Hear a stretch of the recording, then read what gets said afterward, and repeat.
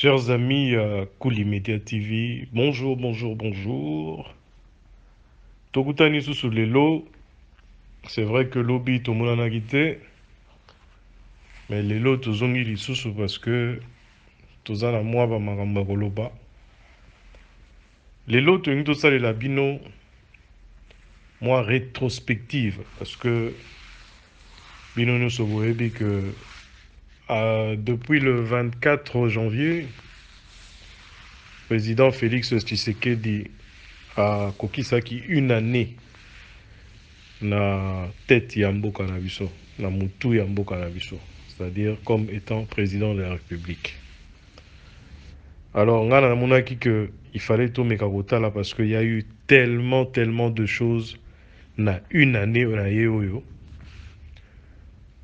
na mekaki kosala moi condensé moko boye moi rétrospective na kotia commentaire te mais ba image yango moko ekoloba na kobalusa maloba pe te po bino moko boyoka yango polele.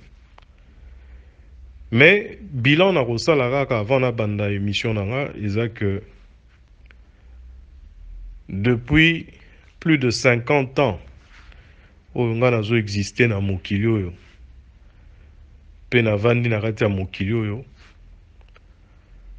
namoni que mbala liboso namona président ya mboka oyo lokola mboka na biso RDC puis na kozwa exemple ka ya mboka na biso niveau bazwi na respect ata moke te. C'est-à-dire,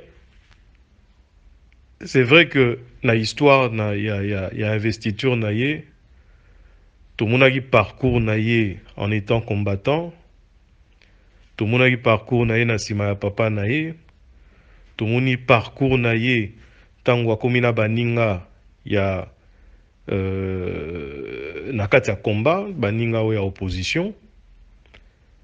Tozalaki biso na bino elongo ti tomoni tosepeli toyokani toyoki mpena ke non bango tu ba il faut basangana pour bakoka kosala force moko ba combattre régime ezalaki en place pendant plus de 18 ans. Bakepe na ba maloba na bango ti na ba Genève bavandi pe basololi pendant 3 jours. Babimi pe na Genève bango tu balobi ke non baponi Martin Fayulu Madidi comme étant candidat à la présidence. Et 24 heures, même moins de 24 heures après, toyaki kolanda biso nyonso na bino elongo na ba télévision tout ça ndenge président actuel Félix Tshisekedi na dirkab na ye Vital Kamerhe ba changeaki kazak ba balosi kazak na bango po balobaki ba base na bango respective esengaki bango balongwa na kati ya mouvement na ya batu nyonso. Mais le problème est yako bima siko après ou ebimi après o tozomona ba conséquences nango lelo eza que président asignaki pacte moko boye ye na parti o ezalaki na pouvoir parti oyo basanganaki après bango nyonso ezalaki nanu PPRD mais ntango bakosangana balie na bango bakomi FCC asignaki pacte na bango andimaki kibokonzi na bango bapesa ye kibokonzi malgré que azwaki te nazolo bango malgré que azwaki te mais nalobi yango pourquoi po bango moko batu ya FCC batindi ya bango mobundi na bango ya jeunesse alo bango na misu ya batu nyonso bozomona niveau ya manque de respect na mokonzi ya mboka. avait battu Félix dans l'élection. Avait battu Félix. Tu vois comment président n'est pas Félix était quand même dans le deuxième bord, candidat à la FCC, candidat bis. Caméra, ça va toi là. Non, non, candidat à la bis. Félix s'est présenté sur la liste de l'UDPS. Candidat à la bis. Candidat à la bis, FCC bis. Chadar bon, Chadar moi bitumbero bima, moi guerre, moi désordre. Félix. Donc, Chadar, il y avait plus de voix que Félix. Plus de voix que Félix. Non, mais il y a un résultat. Il y a un FCC. Il y a un FCC cash. Pour FCC cash, il y a un FCC cash, Kabila Mtasala. FCC cash, Kabila Mtasala. Si je comprends bien, Chadar a légalé Félix Nabavois. Donc Kabila a contrôlé la CENI. C'est Kabila qui a ordonné à Nanga de publier Félix Nabavois.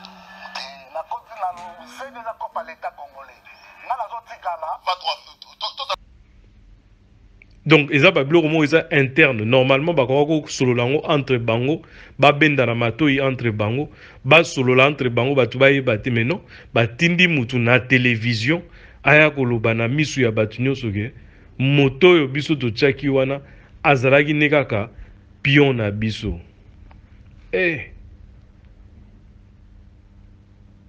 Te kasavu bo aleka wana balobaki non, azalaka mwa sango moko boye, ayebaka koloba te, azalaki yuma, mais niveau ya respect bakopesa ye tomonaki yango. Mobutu aye kolanda babi te dictateur mobomi bato tina te abangisaka bato mais respect bakopesa ye tomonaki yango. Kabila le père patriote alingaki mboka na ye, mais azaki na mayele mingi te na cadre ya politique. Azako kenango lokola mutu azomema komba na kati ya zamba, mais respect bakopesa ye tomonaki yango. Joseph Kabila oyo aye kolanda balobi yo te aza mwana na ye te ayibiki bokonzi, aza nde tuti aye bafinga ye bakombo nyonso, mais niveau ya respect oyo bato bakolobela makambo na télévision tomonaki yango. Mais turo oyo toye kozwa mutu mpenza mwana mboka makila na biso moko bana RDC, en plus mwana ya opposant numéro 1 ya mboka, le feu Étienne Tshisekedi wa Mulumba. Mais manque de respect wana na ntomona yango te. Alors lelo, moi je crois que soki na lobi mingi bato bakoloba ozwi so monopole, non, natikela bino kaka botala bino moko rétrospective oyo ya mwa moke condensé oyo mpona lingi te okende mwa mosika, botala bino moko bojuge. Nakozela bato mingi mais nazo comprendre bino te, bozokomaka commentaire te. Félix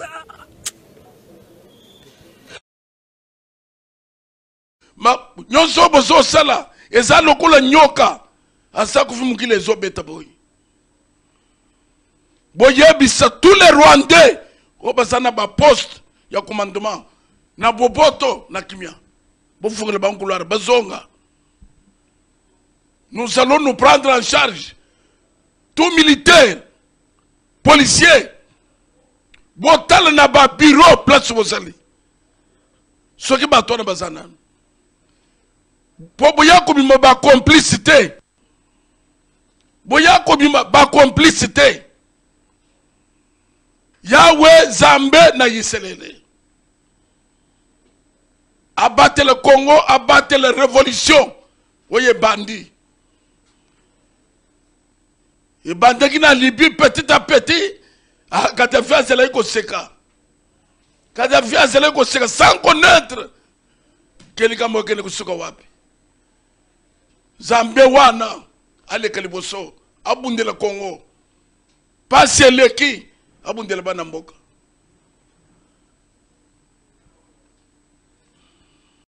Félix. Continuité de la même chose. Ce sont des questions qu'on se pose. Vous devez veiller pour que tout soit bon résultat. Sinon, tu es à la piège. Maman, la caméra. Moi, je ne croirai pas à Kamere jusqu'à ma mort. Kamere, c'est un traître de son état. Je ne peux en aucun cas croire à Kamere. Kamere, c'est un élément de la majorité qu'on utilise jusqu'au jour. Kamere, n'a expliqué que en 2011, pendant que Lutundula, on a entouré Félix Lelo. Lutundula, à l'époque, ba modifier l'élection, ba nani mode ya sécurité, ba longo yango na deux tours, ba tiango na tour moko. Félix nani Kamere savait que ndenge toza bo élection ko za na deux tours te to za na tour moko. Donc Toza na droit à l'erreur, il faut tout sangana comme un seul homme pour tout bengana Kabila na pouvoir.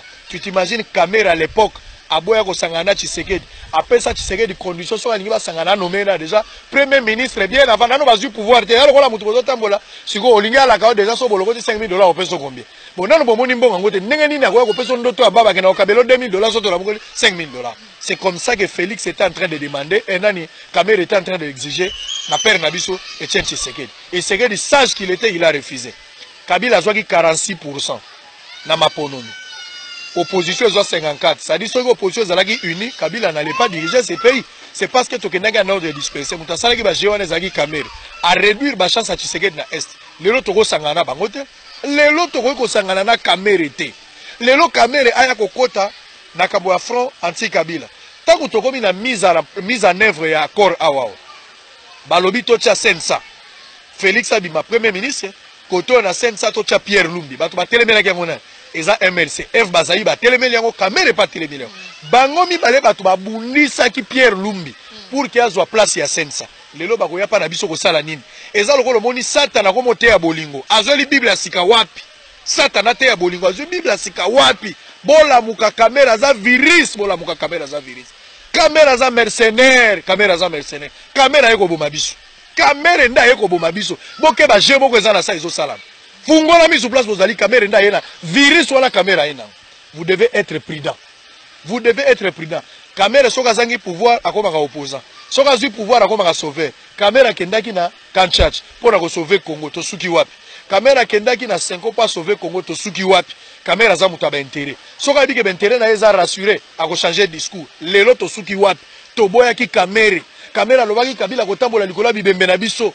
Kamere alobaki soki Kabila sali élection te. Soki calendrier électoral bimité bakotambola likola bibembe na biso Kamere changeaki langage Kamele wa ye na ngambo na biso bokeba bozo bokola nkosi diaspora bola muka ba pekolo bala muka tokomi na danger du fait que Kamere ye baba Zaïba wana tokondima bango te tous ils sont dans le même sac bazouaka jeu à majorité les Bazaïba ils jouent le jeu de la majorité ba yebi eloko baza ko sala donc nazo s'inscrire en faux batako bundana bango za ba Frank Diongo baza na prison batako bundana bango za ba Muyambo baza na kati ya prison bango wana nde bayebi makambo wana toza koloba sikao muyamba alobaki jour Kamere ko yana rassemblement ngana longwe pourquoi Félix azobosa na mémoire ba combattant ebele batikala bilongi ya kokatana ba congolais ebele lelo ba combattant ebele soko tali bilongi na bango ba misusu batikala ba infirme lokola ba kuluna ba misusu ba CV boy ebeba ba kota ba kacho plus de 8 fois 10 fois non pas que ba yibaka biloko mais bakanga bango pona liti ya démocratie lelo sangana na batu naza contre même ba jeko ko ndenge ba koti na IDPS je suis contre cela.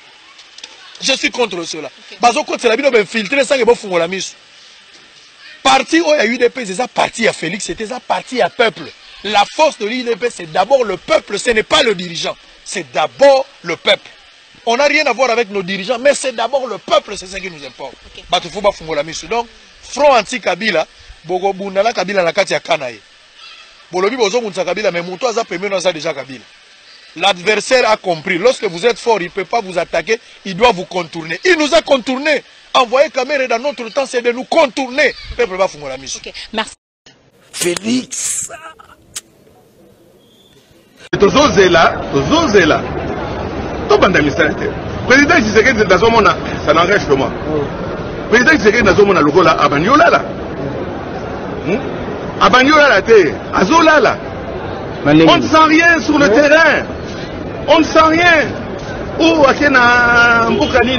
on a des problèmes ici. Hein? On ne va pas passer son temps à se rencontrer, à s'embrasser devant les caméras. Makambrézé est belé. Bamiibi, Babylon, on a PDG, on a autorisé 30 millions. Et on le laisse, on ne fait rien. Mais il y a beaucoup de choses à faire.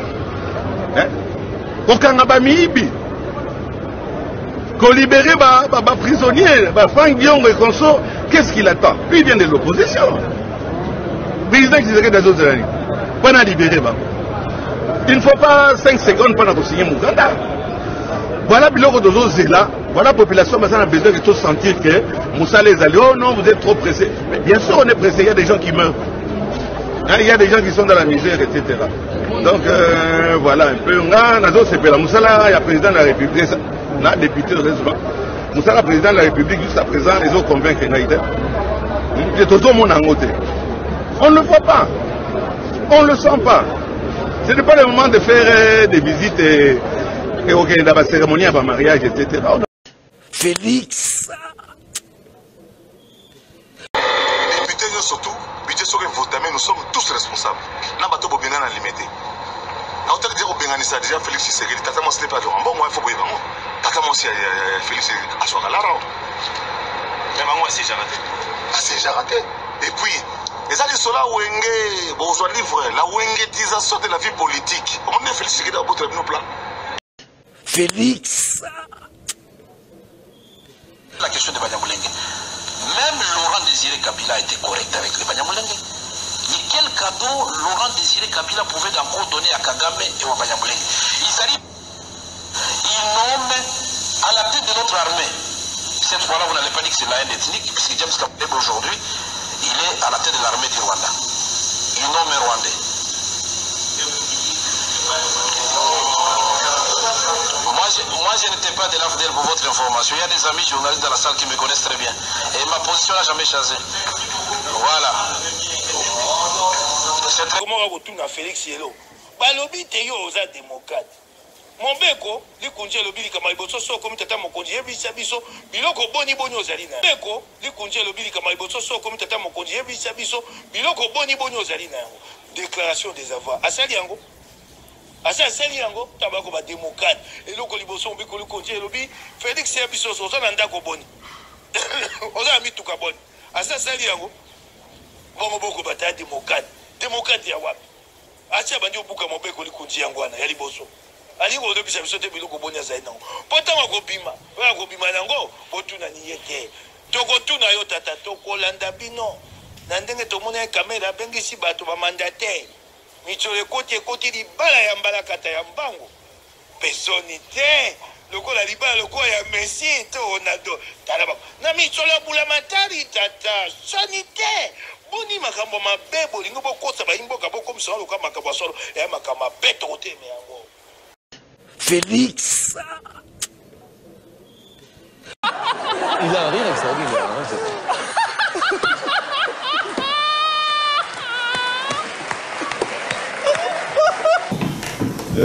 Je reconnais mon erreur et je crois que même si on est leader d'un grand parti, surtout comme celui que je préside, on reste quand même humain.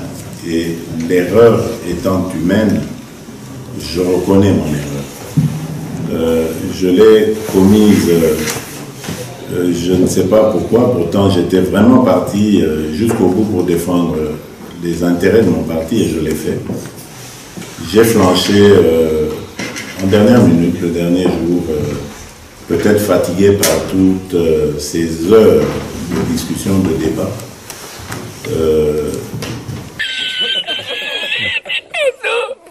J'ai flanché en dernière minute, le dernier jour, peut-être fatigué par toutes ces heures de discussion, de débat. J'ai flanché en dernière minute, le dernier jour, peut-être fatigué par toutes ces heures de discussion, de débat.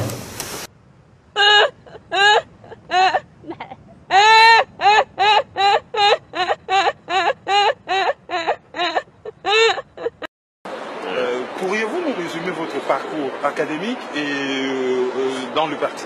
Oui, moi j'ai fait marketing et communication à Bruxelles, à l'Institut de carrière commerciale.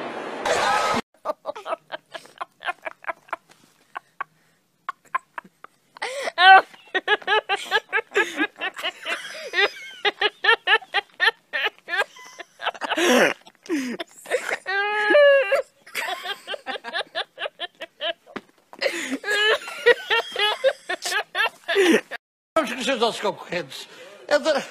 En een Hilde.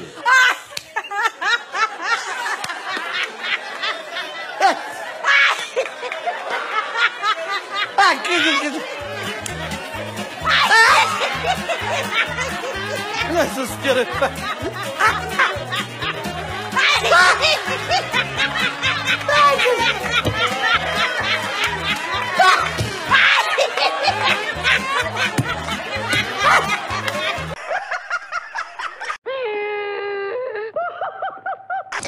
Dans l'accord que vous avez signé avec Vital Kamerhe, vous vous êtes répartis les postes en cas de victoire. À vous la présidence, à lui la primature. Votre parti est plutôt d'inspiration socialiste. Celui de Vital Kamerhe est plutôt centre-droit. Quel est votre programme commun en 3 points? Non, je pense plutôt que notre mouvement est, on va dire, social-démocrate à Vital Kamerhe et moi.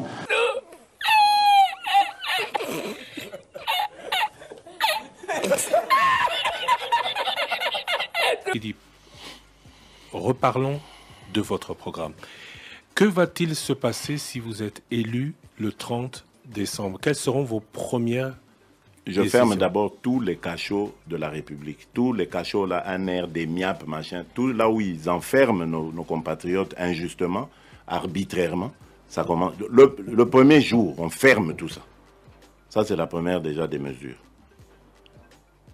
Voilà. Ensuite alors là, il faudra venir vivre avec moi pour voir comment... Vous savez, quand on n'est pas encore aux affaires, il y a des choses qu'on ne connaît pas. Il y a des choses qu'on découvrira. Moi, je ne suis pas quelqu'un qui va vous raconter des histoires ici. Voilà, je sais tout. On aura beau s'entourer de toute l'expertise qu'il faut. Il faut soi-même avoir sa propre appréhension. Et de nous tous, là, à part celui qui est le sortant, il n'y a personne qui a une expérience de président de la République qui peut vous dire ce qu'il va faire. Aujourd'hui, dans notre pays, il n'y a que Joseph Kabila qui a expérimenté le poste pendant je ne sais combien d'années maintenant, 17, 18 ans, qui peut vous dire, oui, moi, demain, si je suis là, je vais faire ça. Personne ne le sait. Mais ce qui est sûr et que je peux, et de nous tous là, à part celui qui est le sortant, il n'y a personne qui a une expérience de président de la République qui peut vous dire ce qu'il va faire. Aujourd'hui, dans notre pays, il n'y a que Joseph Kabila qui a expérimenté le poste pendant je ne sais combien d'années maintenant, 17, 18 ans, qui peut vous dire, oui, moi, demain, si je suis là, je vais faire ça. Personne ne le sait.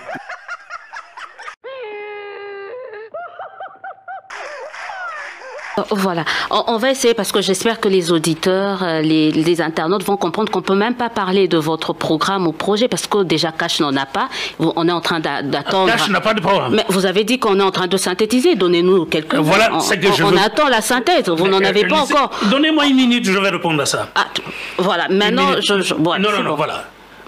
Non, il ne faut pas que vous puissiez me faire dire des choses que je n'ai pas dites. Voici ce que j'ai dit. Vital Kamerhe a un programme qu'il a présenté. Félix a un programme qu'il a présenté. Les deux se sont mis ensemble. Ils sont en train de faire une synthèse. Au moment où je vous parle, il y a des experts qui sont en train de faire une synthèse qui vont sortir ce programme bientôt. Au moment où on vous parle, Vital Kamerhe et Félix Tshisekedi sont en campagne. Ils battent campagne sur base de quel projet? Puisque c'est en pleine élaboration, pleine synthèse. Mais, attendez. Mais j'imagine qu'ils ne vont pas en campagne. Vous imaginez, vous n'êtes même pas sûr. Madame.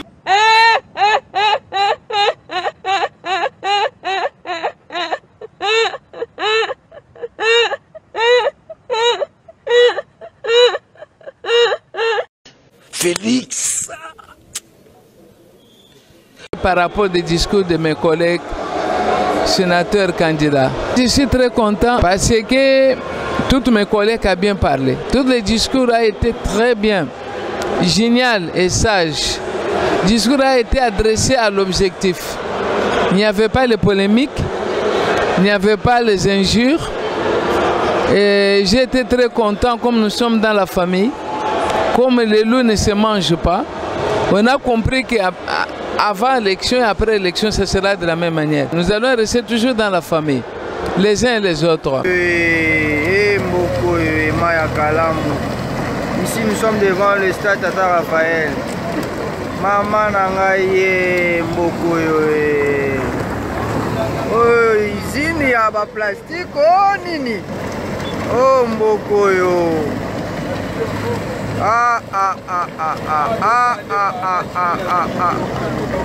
Barrage, hein?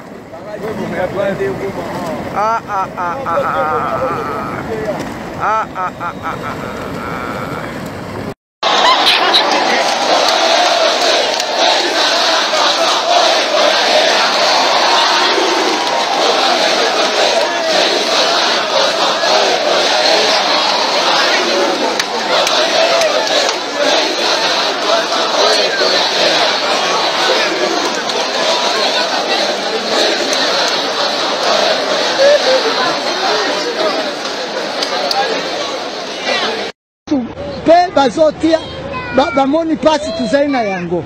Eske oyo ezende mukili na biso tubutami na yango. Batu bamoni ndenge tuzali na pasi na mukili oyo ya batu. Na bango babuyili biso. Félix. Je rends hommage au président Joseph Kabila, président de la République.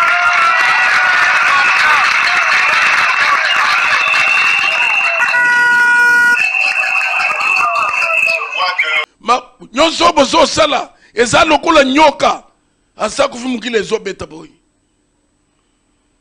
Boyebisa tous les Rwandais o basana ba poste ya commandement na boboto na kimia.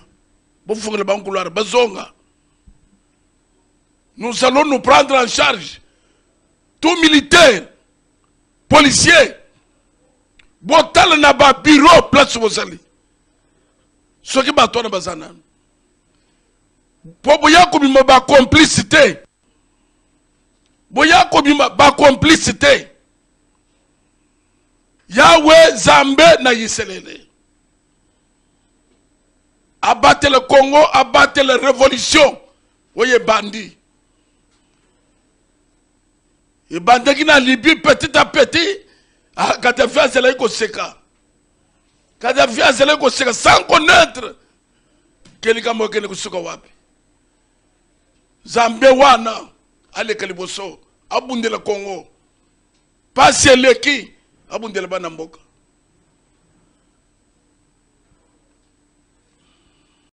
Félix. Bozo s'abonner, merci beaucoup Nabato tout bazo s'abonner. Merci Nabato tout baolanda chaîne Nabiso Kuli Media TV à maman Françoise Vita double brassard et loko makasi. Merci mingi na frère nanga propre le docteur Vicky Vita Kikela Jean-Luc arrête Afrique du Sud. Merci mingi na mutu nanga sous sponsorisé chaîne Nabiso Willy Kinkela le sponsor officiel. Merci na maman Kouli Yemoko. Mais nazo mona bino bozo s'abonner, mais bozo pesa ba commentaire te dans la besoin na mona ba like na bino na ba commentaire na bino poto kende liboso to aura toujours courage tant tozo uta ba misala to éviter so ba misu ba sala na butu ba misu ba sala na moi mais biso mto sala ka er moko butu na moi tant tozo zo pe moi temps retirer bino moi ba élément et pesa biso courage ba like na bino na ba commentaire. Bah, critique Nabino. Qu'est-ce que vous voulez qu'on change? Qu'est-ce que vous voulez qu'on ne change pas? Voilà, donc nous sommes important. Je ne vais pas m'attarder dans l'autre Gabino Bolanda moi mouké, et puis tout mon année na émission koya. Pour Zamana mais pas Nabino. Ombre Lili, merci.